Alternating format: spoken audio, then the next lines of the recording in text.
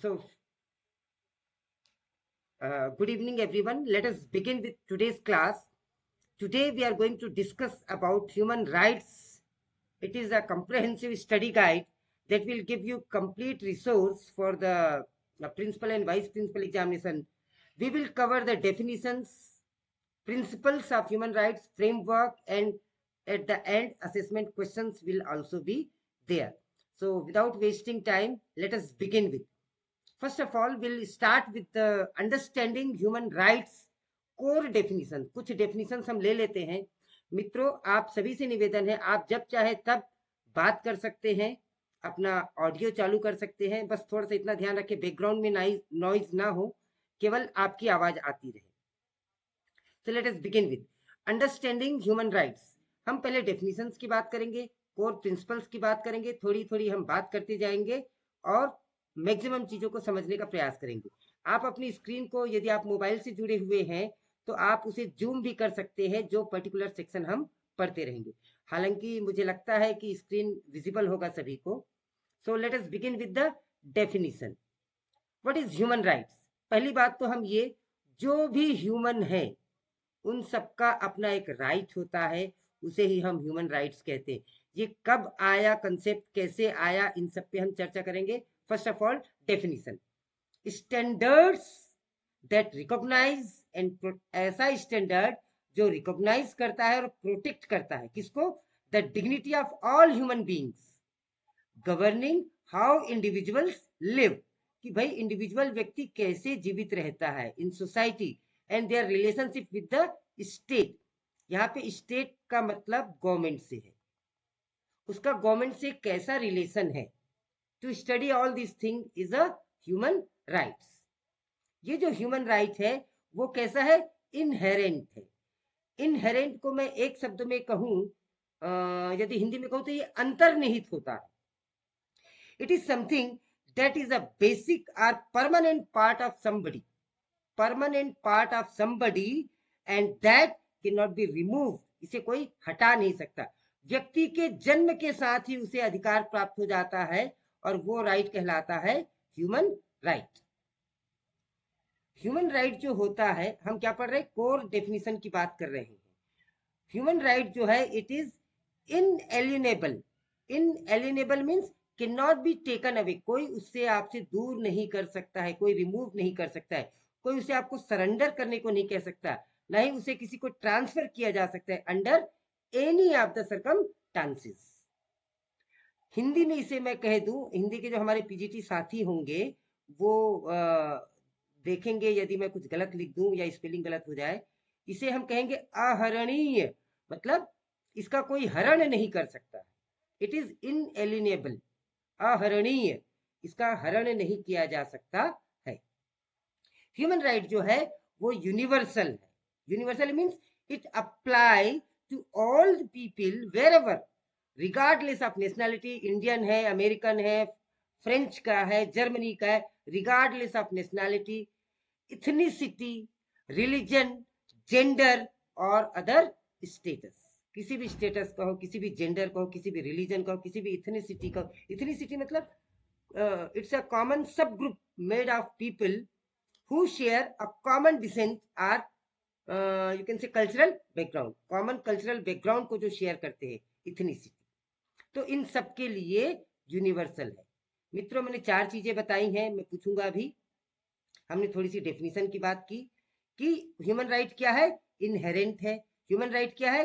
इनएलिएनेबल है. Human right क्या है? यूनिवर्सल है. प्रश्न में ये सब रिफ्लेक्ट होंगे.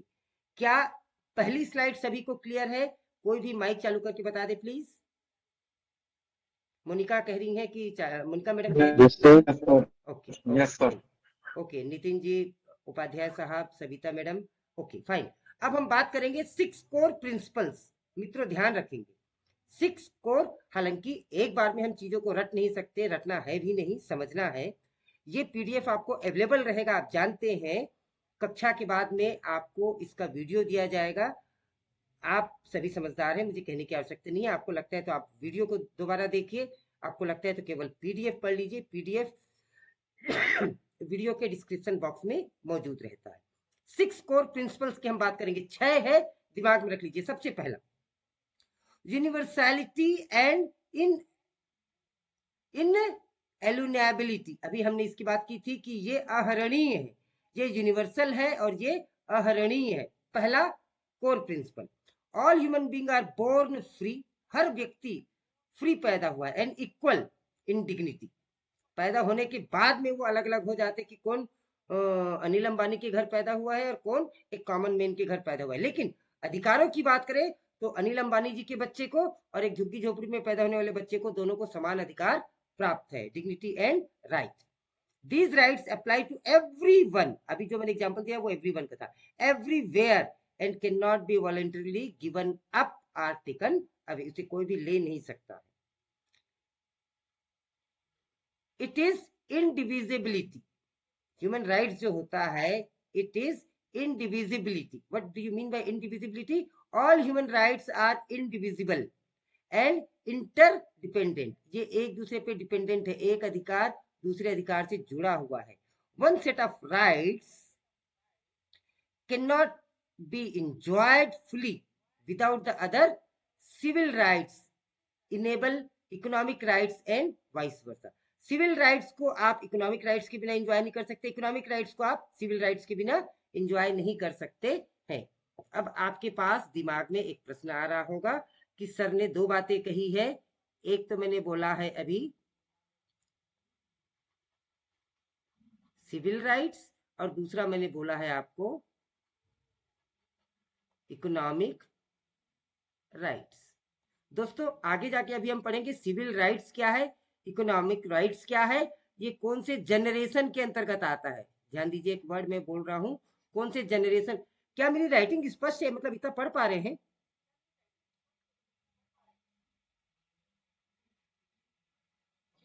जी सर। Okay okay okay. तो चलिए देखिए, जनरेशन की भी मैं बात करूंगा, सिविल राइट्स की हम बात करें, इकोनॉमिक राइट्स की बात करें, दोनों को डिफाइन करेंगे हम। रोटी कपड़ा और मकान जो हम कहते हैं वो बात अभी आगे आएगी। तीसरी हम 6 कोर प्रिंसिपल्स की बात कर रहे हैं ह्यूमन राइट्स की। पहली हमने बात कर ली यूनिवर्सैलिटी। मैं रिपीट इसलिए करता हूं ताकि वो दिमाग में सेट हो जाए।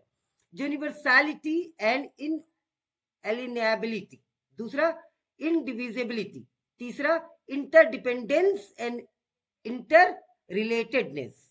इंटरडिपेंडेंट है ये, अभी हमने बात करी ली थी कि ये इंटरडिपेंडेंट है। उसके साथ ही साथ ये interrelatedness is also there. Each right contributes to human dignity through satisfaction of development, physical, psychological and spiritual needs. Fulfillment of one right depends on other. ये केवल थ्योरी है मित्रों, ये थ्योरी आगे जाके हेल्प करेगी। हम डायरेक्टली एमसीक्यू पे आ जाएंगे तो बिल्कुल मजा नहीं आएगा, ना ही समझ आएगा। चौथा कोर प्रिंसिपल है इसका इक्वालिटी एंड नॉन डिस्क्रिमिनेशन। नाम से ही स्पष्ट है, individuals are equal and human beings. जो चीजें सरल है रिपीट नहीं करेंगे। No one should suffer discrimination. किसी को भी डिस्क्रिमिनेशन को हिंदी में हम क्या कह सकते हैं? मेरे ख्याल से भेदभाव। भेदभाव। भेदभाव भेदभाव ठीक है ठीक है। तो ऑल इंडिविजुअल्स आर इक्वल। भेदभाव। Yes, sir. All individuals are equal as human beings. No one should suffer discrimination based on the discrimination किसके बेसिस पर नहीं होना चाहिए? Race, colour, ethnicity, gender, age, language, sexual orientation, religion और other status. इनके basis पर बिल्कुल भी भेदभाव नहीं होना चाहिए। ये ह्यूमन राइट्स कहता है। ह्यूमन राइट कैसे बना, कैसे अस्तित्व में आया, क्यों आया, क्या क्या प्रिंसिपल्स हैं, ये सब भी हम अभी चर्चा करने वाले हैं।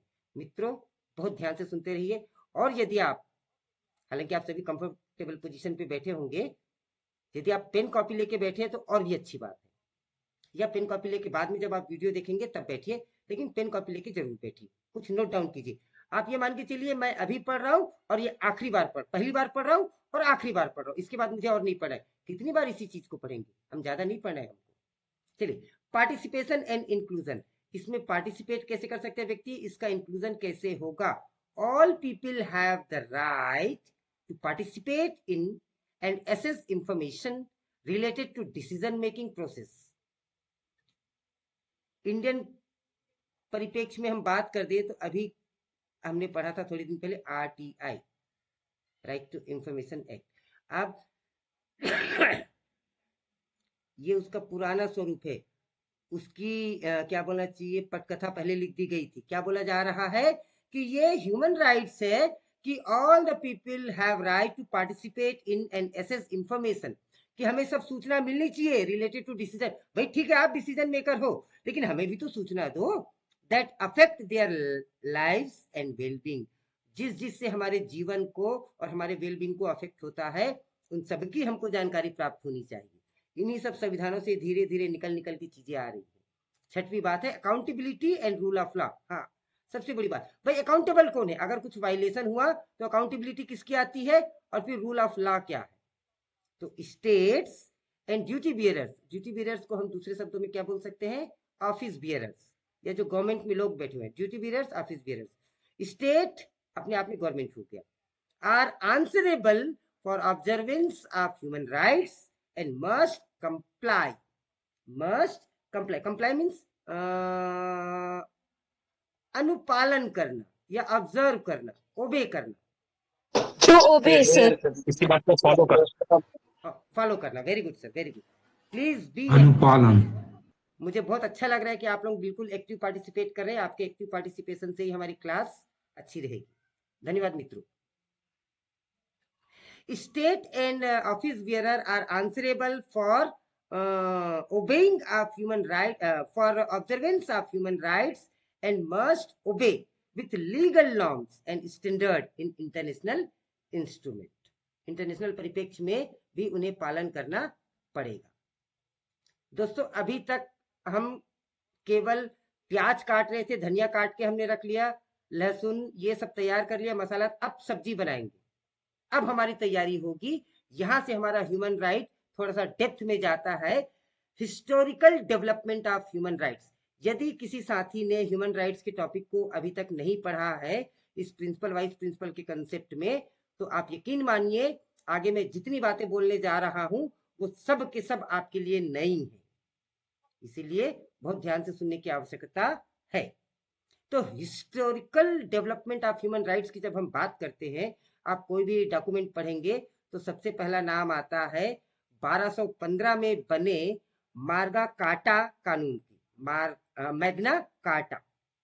लेकिन इससे पहले भी मैं आपको बता दूं, इससे पहले भी छोटे छोटे प्रयास हो चुके थे। इसको मैं दूसरे शब्दों में रिलेट कर देता हूं। हमारे स्वतंत्रता संग्राम की क्रांति हम मानते हैं 1857 को, प्रथम स्वतंत्रता संग्राम।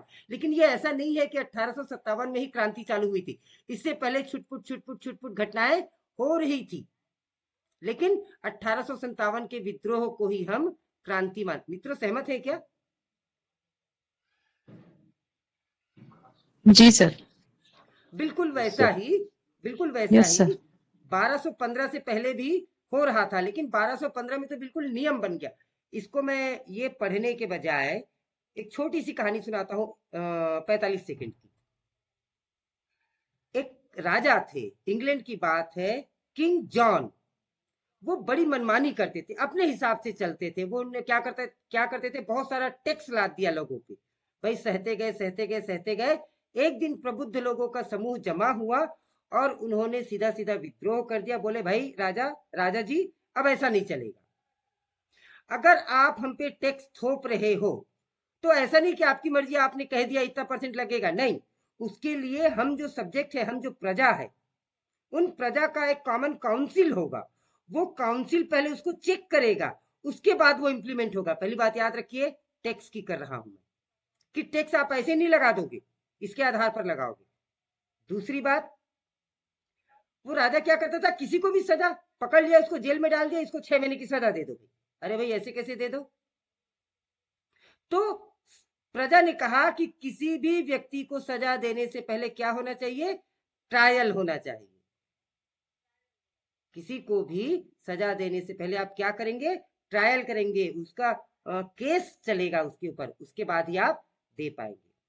तीसरा, जो व्यापार करने वाले लोग थे इंग्लैंड के, उन्होंने कहा कि भाई हम इंग्लैंड में, अपने देश में कहीं भी व्यापार करें, उसमें हमें कोई टैक्स नहीं लगना चाहिए।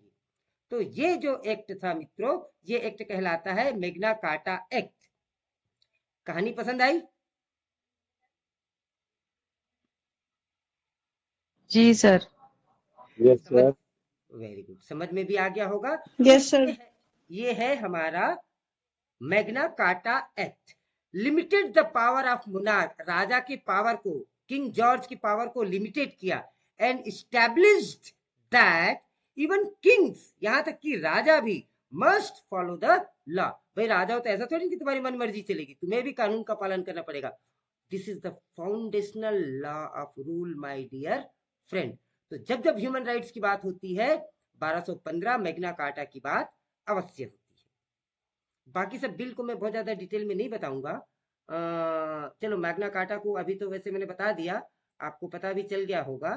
थोड़ा सा यदि आप और पढ़ना चाहें तो मैं पढ़ देता हूँ, केवल मैं पढ़ूंगा, बहुत ज्यादा इम्फेसिस नहीं करेंगे, क्लास में अभी बहुत कंटेंट बाकी है। The 1215 Magna Carta, greater charter भी कहते हैं इसको, was a landmark English document sealed by king John, नाम बता दिया था मैंने, under pressure from his baron at Runnymede नामक प्लेस पे, establishing the crucial principle that the king like his subject was subject to the law. इसको मैंने बहुत संक्षेप में आपको बता दिया कि राजा भी अपने सब्जेक्ट की भांति लॉ को मानने के लिए बाध्य हो गया। The king is not above it, राजा उससे ऊपर नहीं है।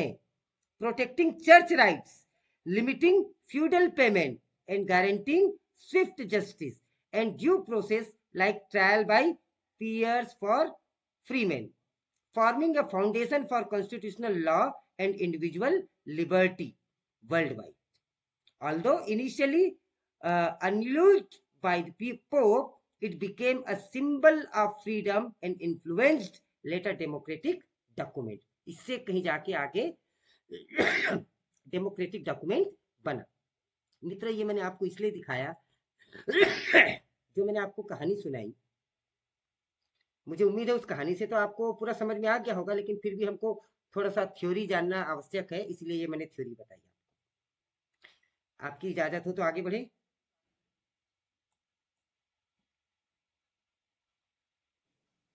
जी सर।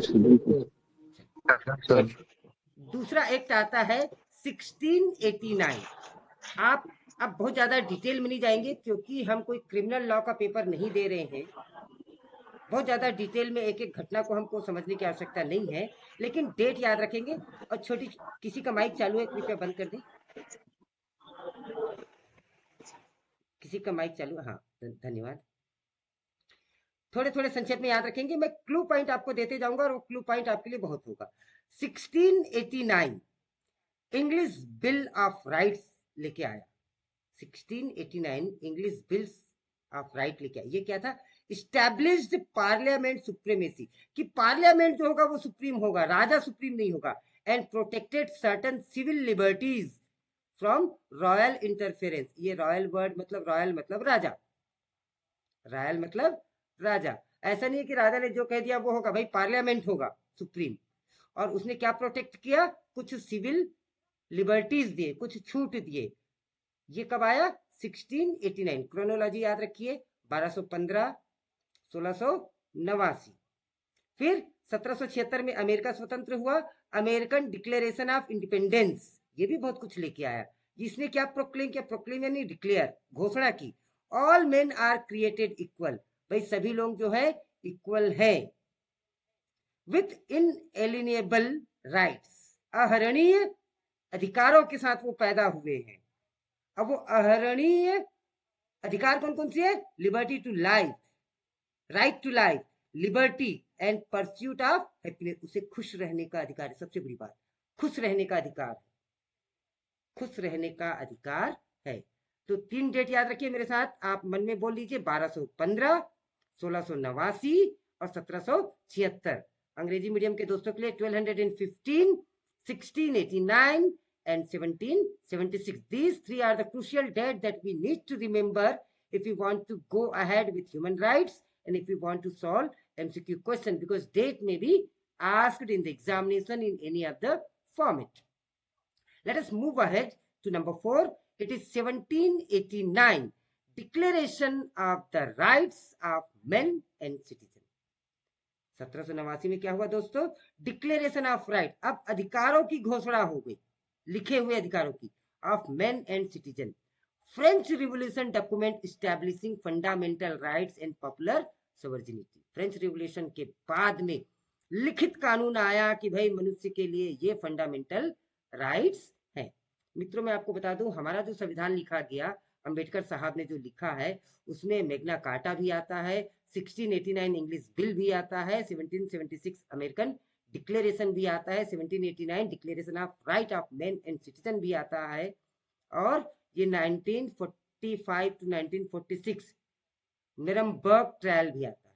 ये बहुत इंपॉर्टेंट है, नरमबर्ग ट्रायल, इसको हम विस्तार से चर्चा करेंगे। चलिए 5वें नंबर पे इसी की बारी है। Established individual criminal responsibility for crimes against humanity, rejecting just following order। अब आप इससे याद कीजिए एक प्रमुख व्यक्ति को, क्या लिख रहा हूं मैं बताइए?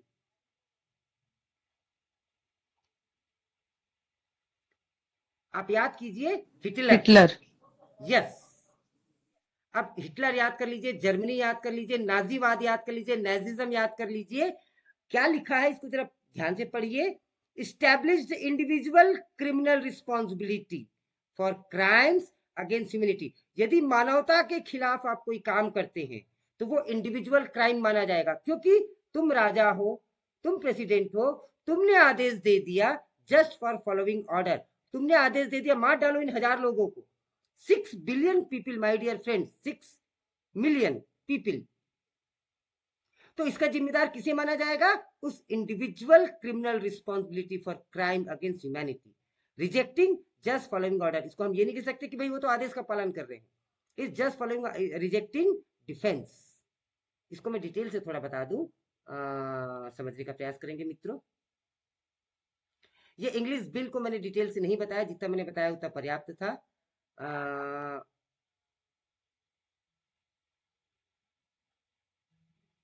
हाँ, yes, The Nuremberg trial 1945-46 were a series of landmark military tribunal held in Nuremberg, Germany to prosecute high-ranking Nazi leader। ये किस पर केस चला था, किस पर प्रोसिक्यूशन हुआ था? हाई रैंकिंग नाजी लीडर्स, नाजीवाद के जो नेता थे, for war crimes committed during world war second, conducted by the international military tribunal. और ये किसने चलाया था? IMT, इंटरनेशनल मिलिट्री ट्रिब्यूनल ने चलाया था। द प्रोसीडिंग्स एस्टैब्लिश्ड, इस प्रोसीडिंग ने क्या एस्टैब्लिश किया दोस्तों? Principle that individuals could be held internationally accountable। ये जो नाजीवाद के नेता है, इनको हम इंटरनेशनली अकाउंटेबल कर सकते हैं for crimes committed on behalf of a state. किसी स्टेट के बिहाफ पर अगर आप इस प्रकार का कोई क्राइम करते हैं तो यह भी ह्यूमन राइट्स बनाने में एक महत्वपूर्ण भूमिका निभाता है। आगे बढ़ते हैं 6ठे पॉइंट की ओर, 1948। हाँ भाई, इसे तो बिल्कुल याद रखिए, पहला और अंतिम बहुत इंपॉर्टेंट है, इसे हम शॉर्टकट में कहेंगे UDHR। UDHR क्या है दोस्तों? Universal declaration of human rights. आज जो हम 10 दिसंबर को ह्यूमन राइट्स डे मनाते हैं वो इसी दिवस है, ये तब से घोषित हुआ था, ध्यान रखेंगे। What is UDHR? First global expression of rights, global रूप में एक्सप्रेशन। अभी तक अलग अलग देशों में, अमेरिका ने ऐसा कर दिया, इंग्लैंड ने ऐसा कर दिया, उसने राजा की कमी कर दी, उसने इसकी बेसी कर दी, और थिंग्स वर गोइंग ऑन। अब यूनिवर्सल एक्सप्रेशन जो आया था मित्रों, वो आया था 1948 में, जिसे हम कहते हैं universal declaration of human rights. It was first global expression of rights to which all human beings are inherently entitled. हर व्यक्ति उसके लिए जन्म से ही इंटाइटल्ड होगा। Corner stone of modern human rights, मैंने क्या लिखा है? Corner stone of modern human rights. तो दोस्तों ये जो मैंने आपको बताए हैं, 6 बताए हैं historical development of human rights. एक सेकंड के लिए, 2 सेकंड के लिए अपना माइक चालू कर दीजिए और मुझे बताइए, क्या ये सारी जानकारी आपके लिए बिल्कुल नई है और आपको समझ में आ गई है? बिल्कुल। बिल्कुल एकदम नहीं है। जी सर, नहीं है, समझ में आई। जी सर, बिल्कुल नहीं है। जी ठीक है मैडम। और हमें यही पढ़ना था दोस्तों। कई बार क्या होता है, हमारे पास में बहुत सारा मटेरियल इकट्ठा है। मैं बार बार कहता हूँ, कुछ नए साथी हैं उनके लिए मैं फिर से कह दूं कि बहुत सारी किताबों से घिरा होना, बहुत सारे पीडीएफ का होना, बहुत सारी किताबों का होना हमें बुद्धिमान नहीं बनाती। नहीं तो हमारे विद्यालय के जो लाइब्रेरियन है वो पूरी दुनिया के सबसे बुद्धिमान व्यक्ति होते, क्योंकि वो किताबों से घिरे हुए होते। हमें किताबों से नहीं घिरना है मित्रों, हमें वो चीजें पढ़ना है जो हमारे लिए आवश्यक हो। प्रयास मैंने ये किया है श्रीमान कि इसको सिस्टमेटिक ढंग से, हालांकि मैं ये बिल्कुल क्लेम नहीं कर रहा कि इतना इनफ है, लेकिन एक भूमिका बन जाएगी। कम से कम ह्यूमन राइट्स के बारे में हम कुछ जानते हैं, आप भी कुछ जान गए और आपकी वजह से मैं भी कुछ जान गया, मेरी वजह से आप कुछ जान गए। मित्रों, ये आदान प्रदान है। तो हम आगे बढ़ते हैं। बहुत बहुत धन्यवाद इंकरेजमेंट के लिए कि ये आपके लिए जानकारी नहीं है।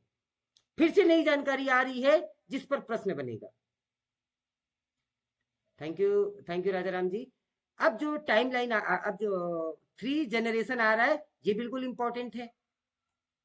मैं हल्का सा अगर रिवाइज कर दूं, हल्का सा, तो सबसे पहले मैंने बात की थी अंडरस्टैंडिंग ह्यूमन राइट्स की, तो डेफिनेशन दिया था और 6 कोर प्रिंसिपल्स की हमने बात करी। 6 कोर प्रिंसिपल के बाद में हमने 6 डिफरेंट डेट्स दी थी। वीरेंद्र बहादुर जी कुछ कहना चाह रहे हैं। वीरेंद्र जी 2 मिनट। हमने 6 कोर प्रिंसिपल दिए और अब हम 3 जनरेशन की बात करेंगे। 6 कोर प्रिंसिपल है, 6 डॉक्यूमेंट्स की हमने बात की है और अब हम बात करें 3 जनरेशन ऑफ ह्यूमन। जी राजा राम जी, आप माइक चालू करके बोल सकते हैं।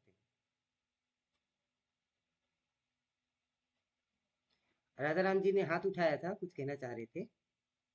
वीरेंद्र जी ने उठाया था। नहीं सर, वीरेंद्र सर ने उठाया था। अच्छा, उठा के चले गए। हाँ जी सर। चलिए ठीक है, वो नेटवर्क इशू भी रहता है सर। चलिए, 3 generation of human rights we will talk about. The very first generation.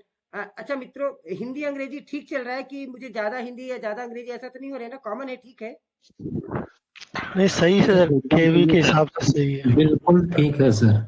चलिए ठीक है सर, सही है सर। हाँ जी।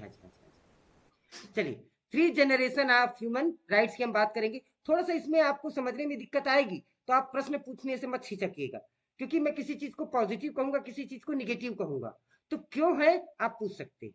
द वेरी फर्स्ट जनरेशन, अगर हम बात करते हैं, अत्रे साहब कुछ कह रहे हैं। सर मैं पढ़ नहीं पाया हूँ, चलिए देख लेंगे अत्रे साहब। First generation civil and political rights की बात करता है। जो पहला जनरेशन आया ह्यूमन राइट्स का, उसे हम कहेंगे सिविल एंड पॉलिटिकल राइट्स का। आपसे प्रश्न पूछा जाएगा कि पहला जनरेशन किसकी बात करता है, तो सिविल एंड पॉलिटिकल राइट्स की। वो क्या है सिविल एंड पॉलिटिकल राइट्स? ये नेचर में कैसा है?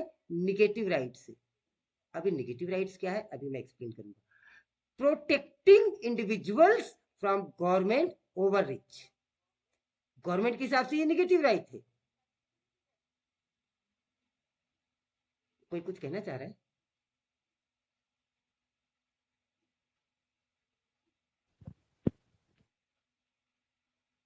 दोस्तों मैं ऑडिएबल हूं? वीरेंद्र बहादुर सर आ गए हैं सर। हाँ कोई बात नहीं सर। चलिए वीरेंद्र जी, आप कुछ कहना उनका चाह रहे कोई थे? क्वेरी थी। हाँ Virendra ji, you had some question. क्या बात है, चलिए। वो वापस चले गए सर। हाँ सर।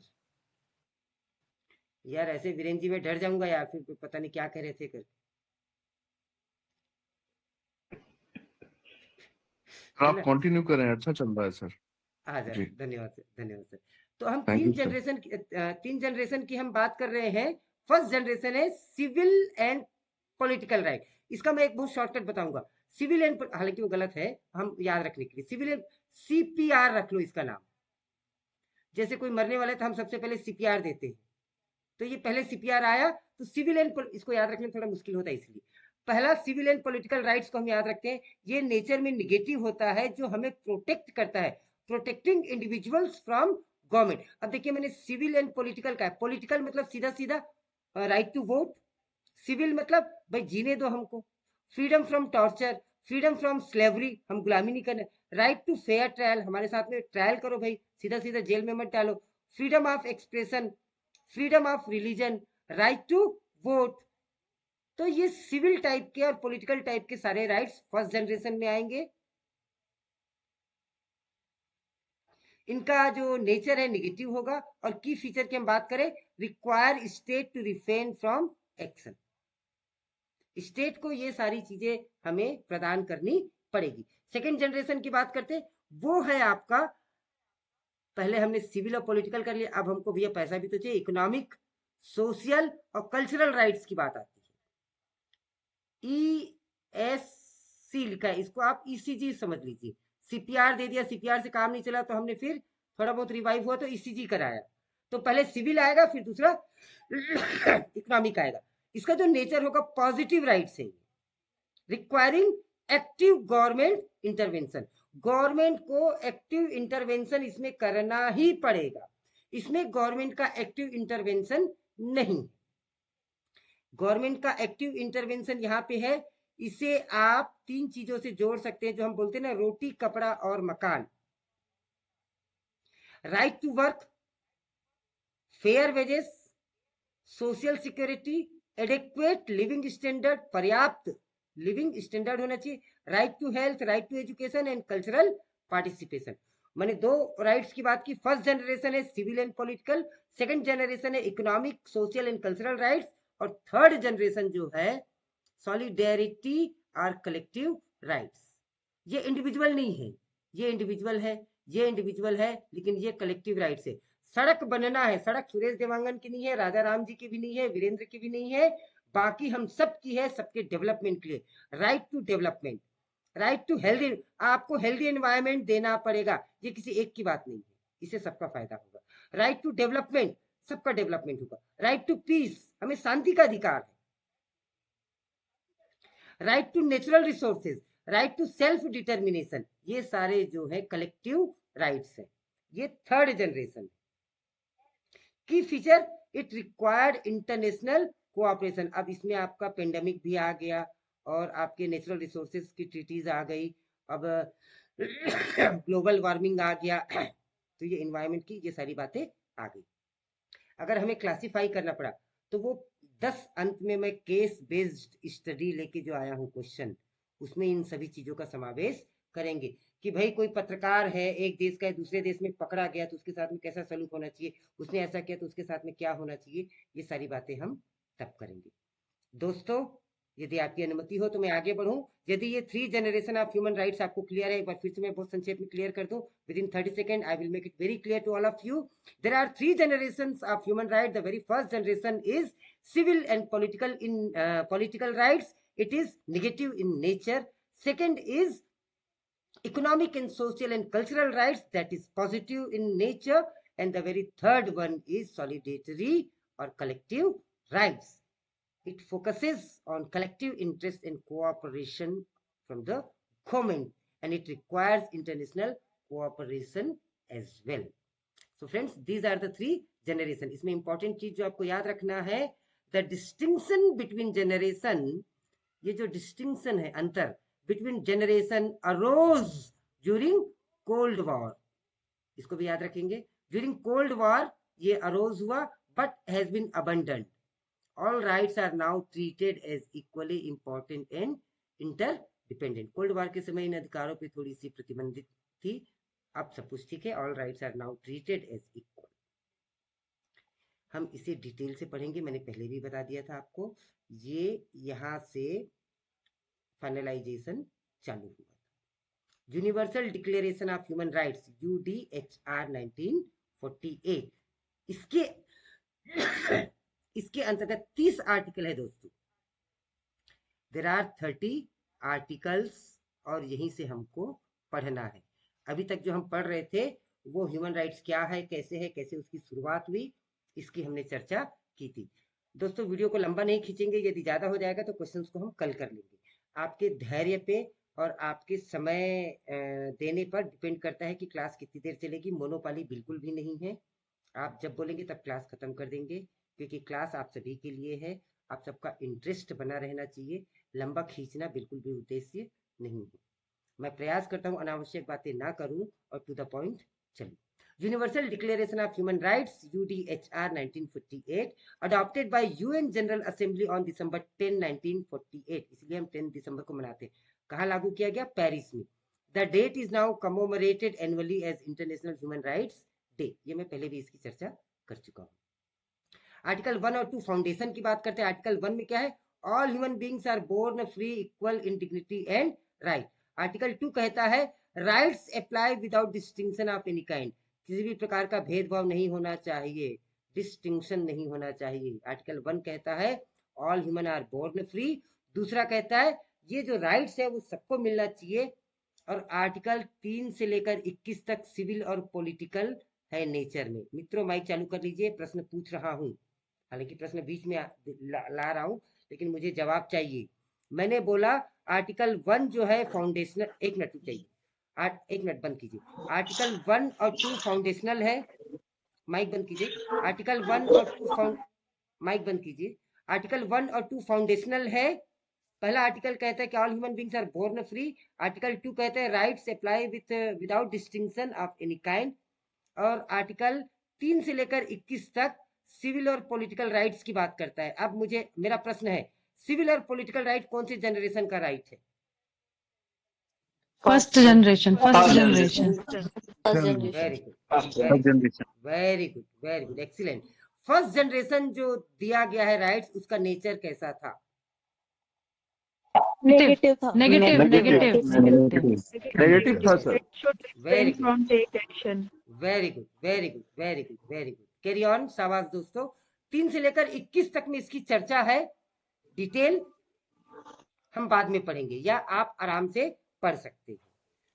मैं संक्षेप में बात कर रहा हूं चूंकि आर्टिकल 22 से लेकर 27 ये 21 तक हो गया।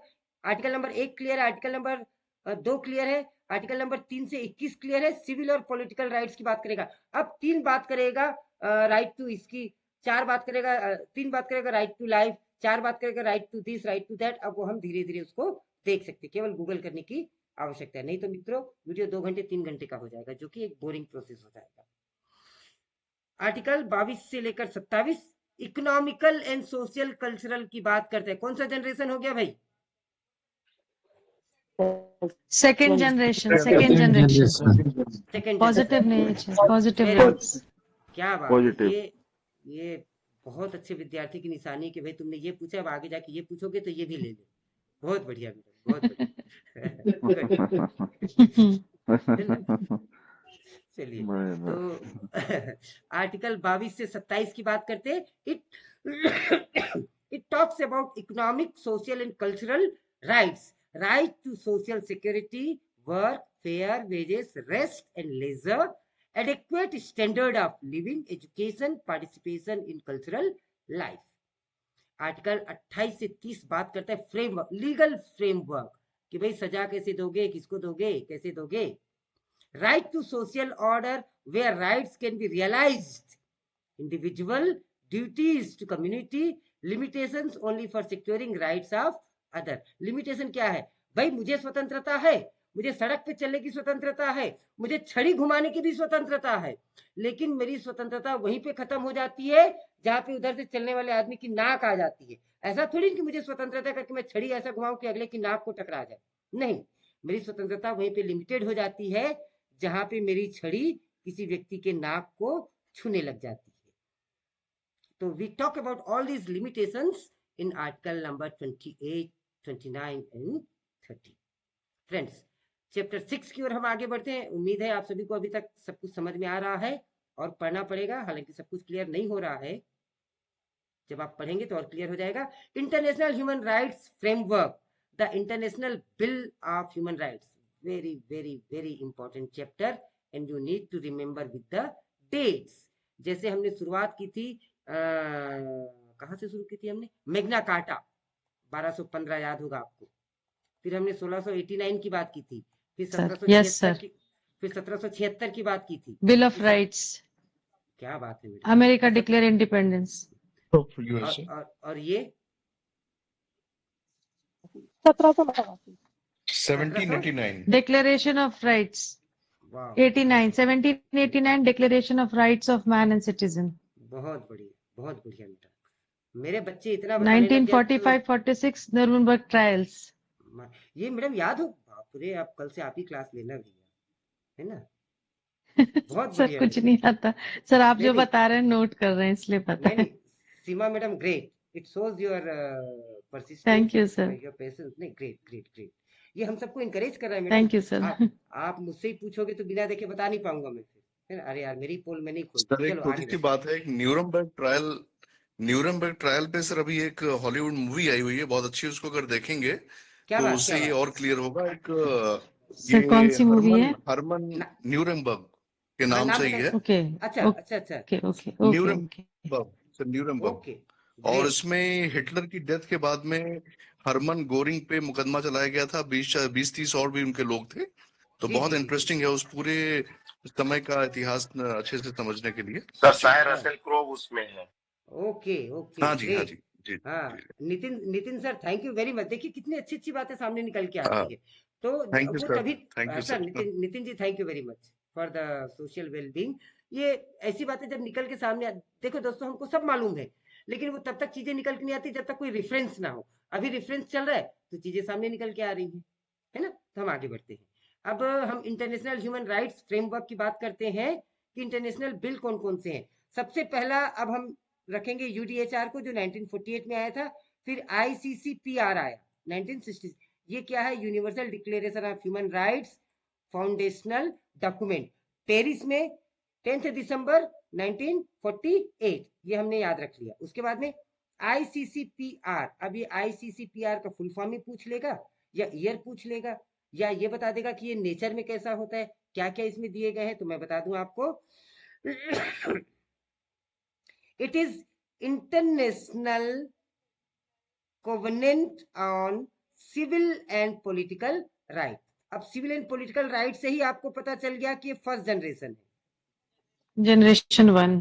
यस, जनरेशन 1 है। और जनरेशन 1 किसकी बात करता है? सिविल 1 एंड पॉलिटिकल राइट की। तो ये देखो, civil political and political, rights. देखो याद कैसे करेंगे हम? सिविल एंड पॉलिटिकल राइट, ये तो 3 याद हो गए। और आईसी क्या है? International covenant. मित्रों याद हो गया कि नहीं, बताइए। कोवेनेंट। Yes sir. ये देखो, आईसीसीपीआर याद हो गया ना भाई? इंटरनेशनल जी, covenant on civil on and civil and political political. Right. Yes, आगे बढ़ते हैं। ये हुआ 1966, याद रखेंगे। 1966 में ही ICESCR, international covenant on economic, social and cultural right. Economic, social and cultural right, ये जनरेशन 2 हो गया भाई, सेकेंड जनरेशन। ठीक है क्या? जी सर, जी जी सर। ठीक है मित्रों, ये जो मैं डॉक्यूमेंट आपके सामने लेके आता हूं, अच्छे खासे रिसर्च के बाद है कि एक दूसरे से इंटरकनेक्टेड हो। आप देख रहे होंगे कि इस स्लाइड को पढ़ने में पुराने वाले स्लाइड का कितना बड़ा हाथ है। यदि हम पुराने वाले स्लाइड नहीं पढ़ते तो ये स्लाइड शायद उतने अच्छे से समझ में नहीं आता। एग्री? बिल्कुल सर। जी सर, जी सर। चलिए, तो हम बात करते हैं तीसरी ट्रीटी, जिसे हमको याद रखना है। ह्यूमन राइट्स फ्रेमवर्क के जो हम बात कर रहे हैं, उसे तीसरा बिल जो हम याद रखेंगे, ICESCR, international covenant of economic, social and cultural rights. Other major treaties की हम बात करें तो छोटे छोटे हैं, थोड़ा सा याद रखेंगे। उसमें एक चाइल्ड वाला कहाँ है, ये, इस पे थोड़ा सा विशेष ध्यान देंगे। और एक जीनोसाइट वाला कहीं पे होगा, उस पे ध्यान देंगे। बाकी कॉमनली हम पढ़ेंगे। फर्स्ट वाला नाम, सर, जी हाँ ये है, तो नाम याद रखेंगे। ये convention convention of on prevention prevention. Of genocide. सबसे पहले तो ये बना, जीनोसाइड क्या है आपको पता ही है, 1948 में ही ये बन गया था। हमने बात की थी नाजीवाद की, कि मास मर्डर जो है, या इस तरीके का ऑर्डर दे देना, पूरी की पूरी जाति को खत्म कर देना, मतलब क्या कहना चाहिए, प्रजाति को खत्म कर देना, इस तरीके की चीजों को अवॉइड करने के लिए मेजर ट्रीटी बनी थी कि उस देश को बैन किया जाएगा। और इस ट्रीटी पे हर यूएन के सभी सदस्य देशों ने हस्ताक्षर किए थे, जो कि 1948 में आया था।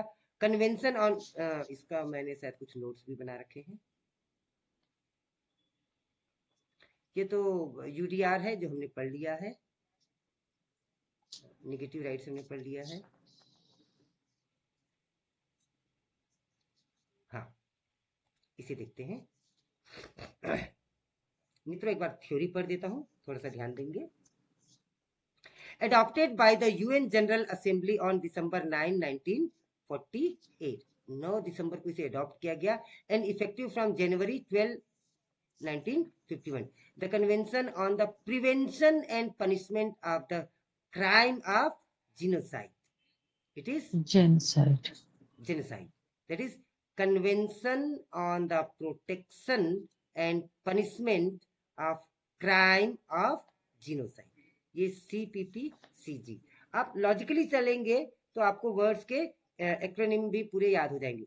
Is the first human right treaty codifying genocide as a crime. इस ट्रीटी ने बताया कि ये क्राइम है अंडर इंटरनेशनल लॉ, अंतर्राष्ट्रीय नियम के अनुसार, अंतर्राष्ट्रीय कानून के अनुसार ये क्राइम है. It bind signatory nation. ये सिग्नेटरी नेशन जितने देशों ने यूएन पे साइन किए थे उसको बाइंड करता है to prevent and punish act committed with intent to destroy. यदि आपका इरादा भी है किसको डिस्ट्रॉय करना, नेशनल, इथनिकल, रेशियल और रिलीजियस ग्रुप. की एस्पेक्ट ऑफ 1948 जीनोसाइड कन्वेंशन क्या है? डेफिनेशन ऑफ जीनोसाइड को क्या बोला है? आर्टिकल 2 में बताया गया कि define genocides as act killing causing serious harm deliberately inflicting conditions of life. जीवन को खतरे में डाल देना, प्रिवेंटिंग बर्थ्स और forcibly transferring children committed with the intent to destroy or in whole or in part a protected group. ऐसा कोई भी प्रयास इसके अंतर्गत आएगा. चलिए इसी डिटेल से आप और पढ़ लीजिएगा.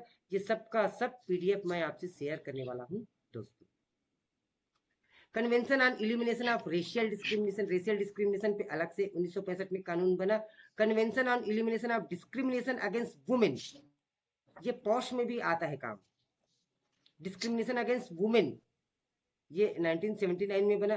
कन्वेंशन अगेंस्ट टॉर्चर, आप किसी को टॉर्चर नहीं कर सकते हैं, इसका नियम 1984 में बना.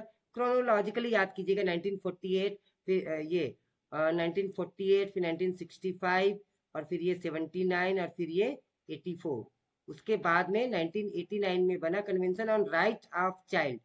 ये पॉक्सो जो आया है और आरटीई जो है उसमें इसका क्या बोलते हैं उसको, छाप मिलती है. Convention on the rights of child, बच्चों की सुरक्षा 1989 में ही बन गई थी, जिसे हम कहते हैं कि 2005 में राइट टू एजुकेशन आया या 2012 में पॉक्सो आया, ऐसा नहीं. Convention on rights of person with disabilities, PWD जो हम पढ़ रहे हैं, कहाँ से लिया गया है? यहाँ से.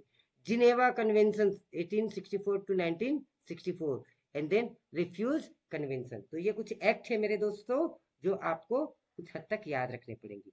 मोस्ट रेटिफाइड ट्रीटी, सबसे ज्यादा रेटिफाइड ट्रीटी क्या है? Convention on the right of children. अभी मैंने बता दिया था ऊपर कि right of children with 196 state parties, 196 देशों ने उस पर शामिल लिया था. Only the United state has not ratified it among UN member state. State obligation की बात करें कि इंटरनेशनल लॉ में, मित्रों वीडियो लंबा खींच रहा हो तो बंद करें यहाँ पे और ये चैप्टर देखिए, चैप्टर 7 और ये की चैलेंजेस ऑफ ह्यूमन राइट्स और उसके बाद में थ्योरी बेस्ड क्वेश्चन, उसके बाद में फिर क्वेश्चन आता है. तो मेरे ख्याल से 1 घंटे का समय हो रहा है, क्या हमें यहाँ बंद कर देना चाहिए?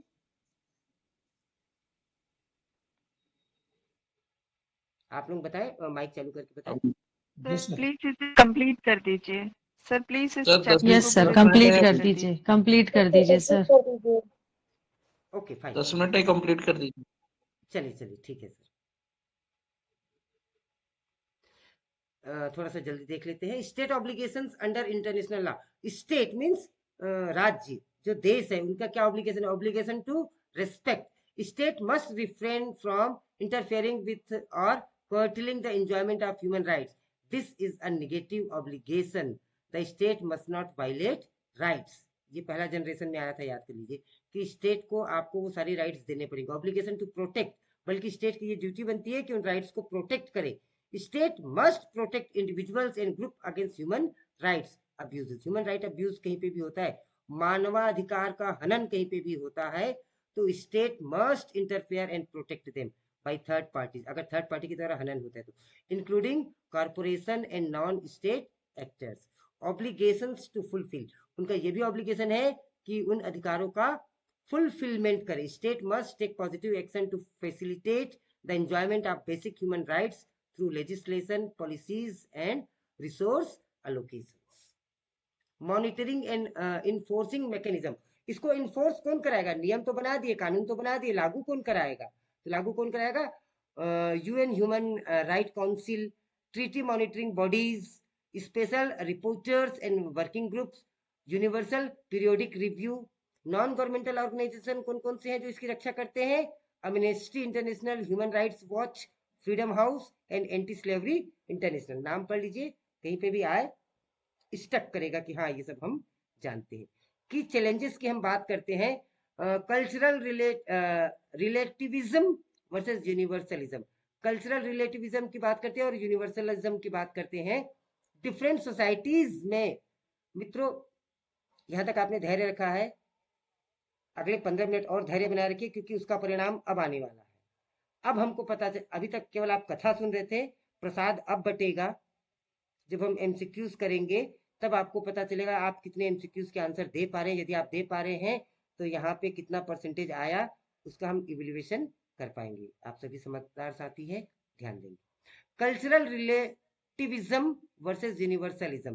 डिफरेंट सोसाइटीज में prioritize different rights based on cultural values, creating tension with universal standard. The challenges is balancing respect of cultural diversities with universal human dignity. Simple सी बात है, कोई बहुत ज्यादा बड़ी बात नहीं।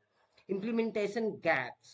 Many countries ratify human rights treaties, but वो sign तो कर देते हैं, but fail to implement them effectively. लेकिन उसको अच्छे से लागू करने में समर्थ नहीं होते, impractical. Creating a gap between legal commitment and real protection. ये चैलेंजेस हैं, क्या क्या मुश्किलात आती हैं ह्यूमन राइट्स को लागू करने में। कल्चरल रिलेटिविज्म आ जाता है यूनिवर्सलिज्म के साथ साथ। इम्प्लीमेंटेशन गैप आ जाता है। इमर्जिंग राइट्स, नए नए राइट्स निकलते रहते हैं। पेंडेमिक आ गया, कोविड आ गया, इसके लिए तो पहले कोई नियम नहीं था। New categories of rights continue to emerge. Digital rights, अभी अब डिजिटल राइट्स आ गया, कॉपीराइट आ गया, ये नहीं कर सकते, निजता का हनन हो गया, है ना। इंटरनेट प्राइवेसी, ये पहले कहाँ था। डेटा प्रोटेक्शन, ये भी एक राइट वाली बात आ गई है। Environmental right and rights related to artificial intelligence, AI आ गया, इसमें भी राइट्स हनन हो जाते हैं। तो ये इमर्जिंग राइट्स है, ये हमारे लिए चैलेंजेस है। Non state actors, increasing role of corporation and non state armed groups in affecting human rights. ये इसको नॉन स्टेट आर्म्ड ग्रुप, जैसे हम छत्तीसगढ़ में नक्सलवाद की बात कर ले, हमारे ही साथी हैं और वो देश से विद्रोह कर, व्हाटएवर, अब बहुत डीप में नहीं जाएंगे।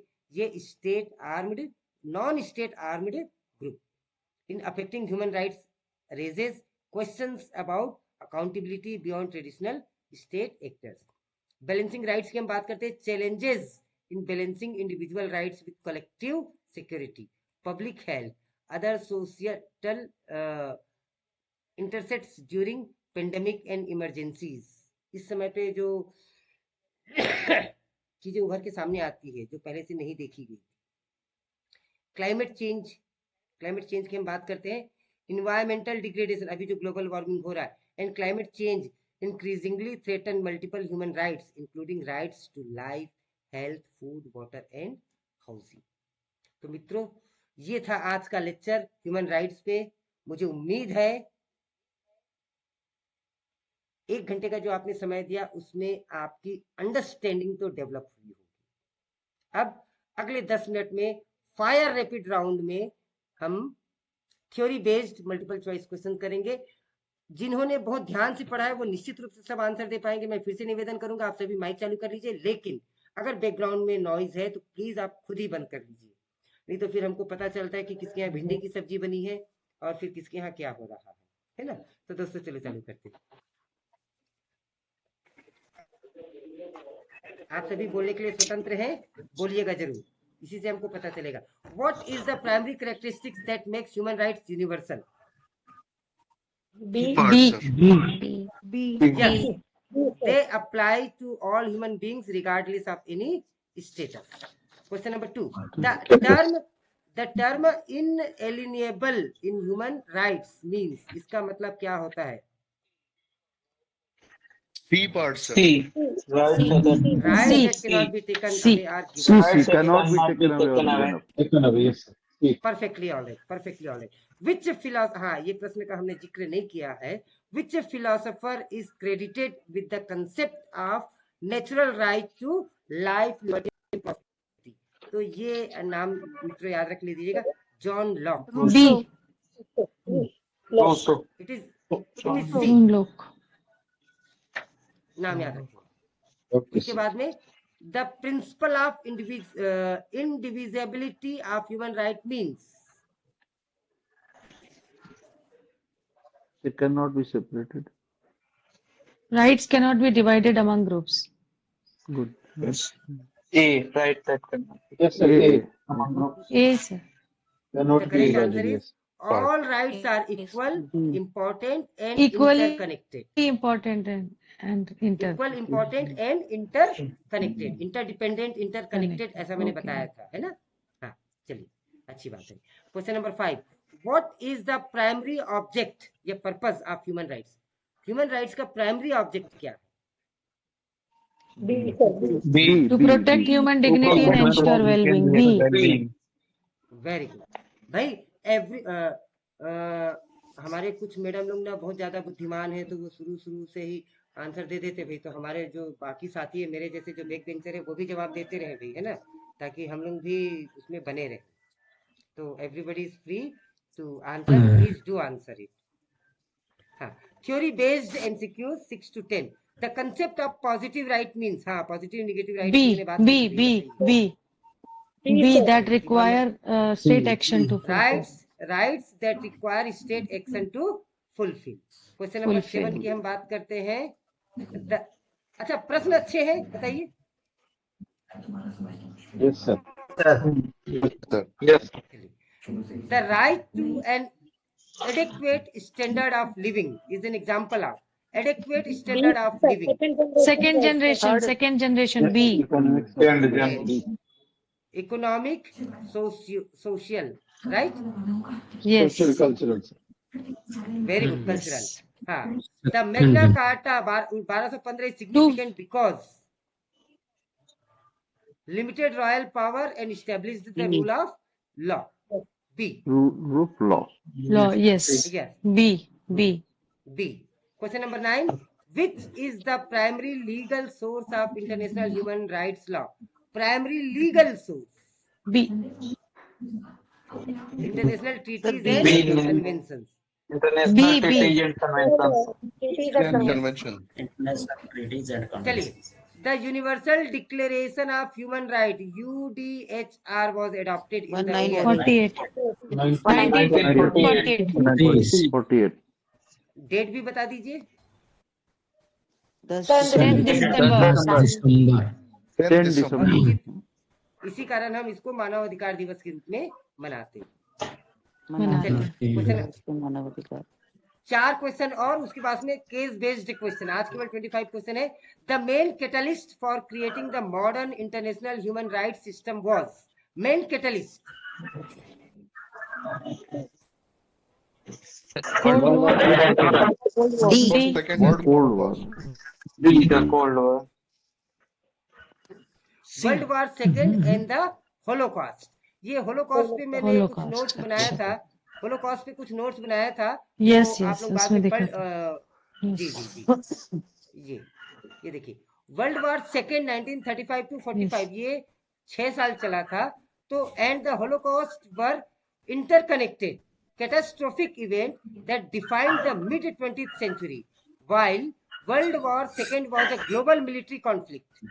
The Holocaust was the systematic state-sponsored bureaucratic and industrial persecution and murder of approximately 6 million European Jews. 6 million European Jews were killed by Nazi regime. and its collaborators.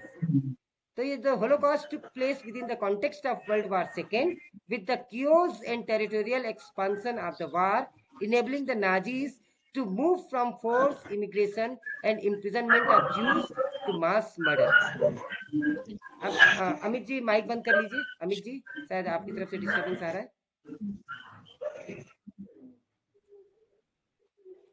चलिए, question number 11. The international bill of human right consist of. International bill of human rights कौन कौन सी चीजों को consist करता है?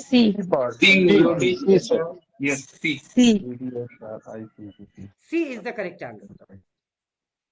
उसके बाद में नंबर 13. थर्ड जनरेशन और सॉलिडेटरी राइट्स इंक्लूड.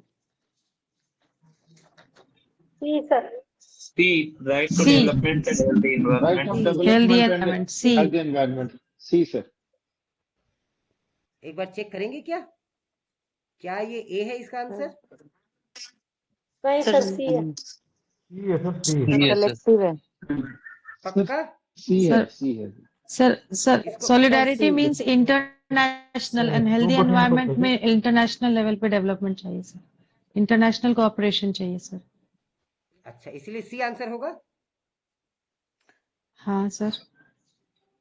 ठीक है, सी इज द करेक्ट आंसर. पक्का सीमा मैडम? यस सर, मेरे हिसाब से तो सी होना चाहिए सर. हेल्दी एनवायरनमेंट ठीक मीन्स है. द ग्लोबल एनवायरनमेंट की बात आएगी, तो फिर इंटरनेशनल इंटरप्रिटेशन चाहिए सर. कॉर्पोरेशन इन्होंने बोल दिया तो ठीक नहीं होगा सर. सर मैं वही कह रहा हूँ, मैंने इनको कंफ्यूज करने का बड़ा प्रयास किया, लेकिन ये कंफ्यूज नहीं हो रही है, तो फिर मैं क्या कर सकता हूँ. अब सी ही आंसर है फिर, है ना सीमा मैडम? चलिए, क्वेश्चन नंबर 14 की ओर बढ़ते हैं. Which UDHR article state all human beings are born free and equal. Article 1. Right. Article 1. Article 1 foundation. ठीक है, very good. Now number 15. Which convention is the most widely ratified human rights treaty? Rights of the child. Child वाला. Child वाला. Child वाला. और ये ICCPR. W वाला क्या है? ये डब्ल्यू वाला क्या है बताइए जरा. ये डब्ल्यू मतलब वुमेन है. Women's वाला. विमेंस के लिए. Yes, Women's. Women's के लिए. Very good, very good. अब दोस्तों बहुत इंटरेस्टिंग क्वेश्चन आने वाला है, जिसमें हम आपको केस दे रहे हैं और उस केस को आपको सॉल्व करना है. तो जरा देखिए, मैं जल्दी जल्दी पढ़ूंगा, आप लोग एक बार में समझने का प्रयास करेंगे. सिनेरियो 1 हमारे पास में ये है. Aamir is a journalist from country X who wrote article criticising the government's corruption. He received death threat. उसको मौत की धमकी मिलती है. And his colleague was imprisoned. Aamir fled to country Y. Aamir अब दूसरा देश चला गया भाई. एंड अप्लाइड फॉर एसिलम, और वह शरण मांगता है. country wise government wants to deport him back to country X. country Y चाहता है कि भैया हम तुमको country X में भेज देते हैं, हम काहे को लफड़ा मोल ले. because they have a trade agreement, क्योंकि उनका तो आपस में व्यापारिक संबंध है. and don't want to upset country X government. तो ऐसे केस में अब क्वेश्चन आता है, which principle of international refugee law is most relevant to Amir's situation?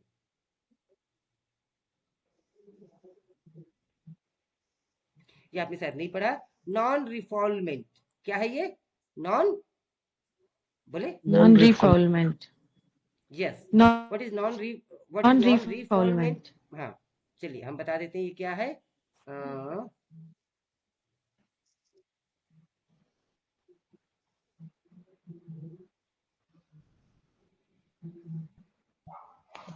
मैंने कहीं पे लिखा था नॉन रिफॉल्वमेंट. हाँ, चलिए देखिए. The principle of non refoulement is a core tenet of international law forbidding countries. ये मना करते हैं, फॉरबिड करते हैं countries from forcibly returning individual to territories where they face serious threat to their life.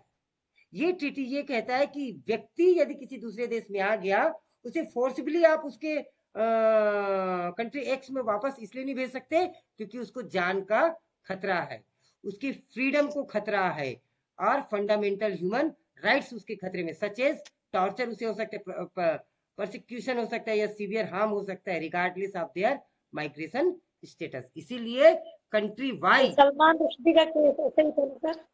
Exactly Salman madam, Rushdie. Exactly, yes yes yes yes yes madam. तो अब उसे country x में वो कंट्री वाई भेज नहीं सकता है, डिपोर्ट नहीं कर सकता है। इसलिए इंटरनेशनल केस में डिपोर्ट करने में बहुत प्रॉब्लम्स आती है। आपने देखा होगा एक व्यक्ति जैसे अपने माल्या साहब है ना, तो उनको डिपोर्ट करने में बड़ी दिक्कतें आती है। चलिए आगे बढ़ते हैं। सर बांग्लादेश के प्राइम मिनिस्टर वाला केस भी यहाँ पे आएगा हाँ, क्या? शेख हसीना, जी शेख हसीना, जी जी तस्लीमा नसरीन का भी है। हाँ जी। Which human right is Aamir हाँ, Taslima exercising by seeking asylum. अब वो कौन सा Asylum. राइट को एक्सरसाइज कर रहा है? Which B exercise, which human right is Aamir exercising by seeking asylum? क्या आंसर बी है? Sir, B right to seek asylum. Yes, right to seek asylum from persecution. Now 18, question number 18. What obligation does country Y have under international human rights law? Under correct answer क्या हो जाएगा? B sir, to assist B sir, B, asylum claim B. fairly. हाँ, claim fairly. अच्छा। Very good. Now Yes, second, sir. ऐसे केवल 3 case है, अगले 5 minute और आपको बने रहना है। वर्कर्स राइट वायलेशन से संबंधित हमने केस लिया। सिनेरियो ये है, Maria works in A garment factory in country Z. She works 14 hours a day 7 days a week for wages below the minimum wages.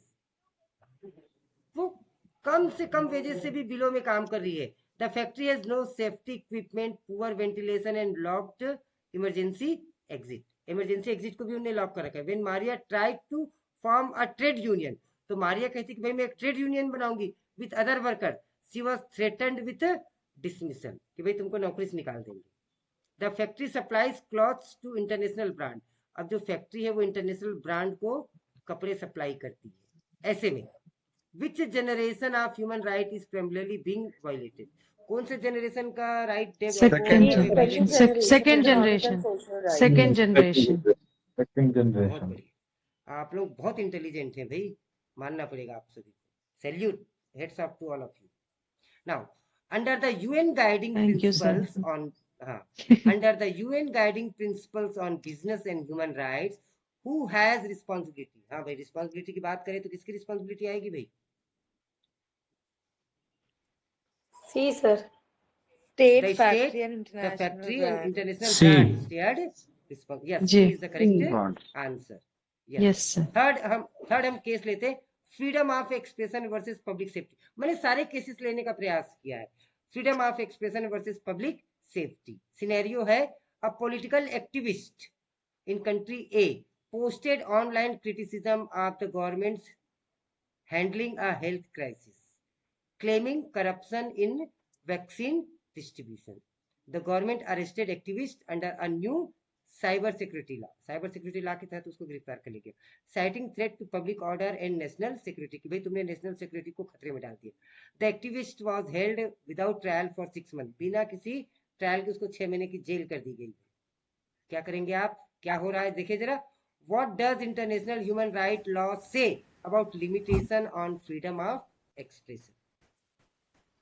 क्या कहता है international treaty? Limitation must be provided. क्या कहता है? Limitation must be provided by law, necessary and unproportionate. Limitation must be provided by law, necessary and proportionate. Is the Proportionate. correct answer? Yes. Question number 22. Very good. The detention without trial for 6 months violates 6 महीने आपने direct jail में डाल Right दिया। to liberty and privacy. fair trial. Right to liberty and fair trial. Fair C. trial. इसकी बात कहाँ से C. शुरू हो गई थी? इसकी C. बात कहाँ से शुरू हो गई थी? 1215 में मैग्ना कार्टा से, है ना? Magna Magna carta Carta. से। कि भाई ट्रायल करो, ऐसी तुम जेल में नहीं डाल सकते राजा जी। ट्रायल्स होने चाहिए। देखो, जी हाँ, जी। चिल्ड्रंस राइट इन एजुकेशन, आपको याद होगा चिल्ड्रन राइट इन एजुकेशन।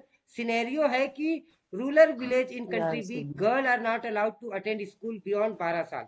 12 साल की लड़कियों को भाई एज वाले को 12 साल के बाद वालों बियॉन्ड मतलब उसके बाद, है ना? Yes. 12 प्लस गर्ल्स को स्कूल अटेंड करने नहीं दिया जाता. The community believes girls should stay home to help with household work and prepare for marriage. When NGO tried to build a girl school, community leaders opposed it, claiming it was against their traditional cultural and religious belief. ये scenario है. तो ऐसी situation में according to the convention on the right of children CRC, what should be prioritized? B part. किस चीज को priority Best देती? interest of child, The best including interest of child child, education. including right to education. Yes. Question number 24, second last question of the day, my dear friends. This case involves which form of discrimination prohibited under CEWA? Gender-based Gender discrimination, B. Gender-based. Gender-based. B. कि भाई वो लड़की है इसलिए उसको मना कर रहे हो, लेकिन बॉयज को तो आप स्कूल जाने दे रहे हो. लड़की है इसलिए. हाँ, इसीलिए gender biased discrimination. And the last question of the day, my dear friend, torture allegations. Security forces in country F arrested Ahmed on suspicion of terrorism. During interrogation, he was subjected to waterboarding. He was subjected to waterboarding, sleep deprivation. उसको 6 दिन तक 7 दिन तक जहाज से इधर से उधर ले जाते गए. Sleep deprivation for 7 days, 7 दिन तक वो सो नहीं पाया. And threats against his family. Official claim these enhanced interrogation technique. तो ऑफिसर कहते हैं कि ये तो भाई enhanced interrogation technique है. Are necessary to obtain information to prevent future attack and are not technically torture. इसे वो torture नहीं मानते हैं. ऐसे केस में under international law, convention against torture, is the treatment No, torture legal? is No, torture B. is B answer is. prohibited with no exceptions. No, torture is absolutely prohibited with no Exceptions. मित्रों 2 minute के लिए mic बंद कर लीजिए. 1 minute के लिए केवल mic बंद कर लीजिए सभी. I am going to finish within a minute. Let me give concluding things. Please put off your mic, everyone. Now, this is here you will be getting the detailed of the answer, friends. So that was all about human rights. I hope you have understood lots of things in this video. If not, you can watch it again, attempt all the questions without any help, and then I'm pretty sure you will find that you have attempted all the questions. Thank you, friends, for attending this class, and I will see you in the next video. Thank you so much, Till sir. then,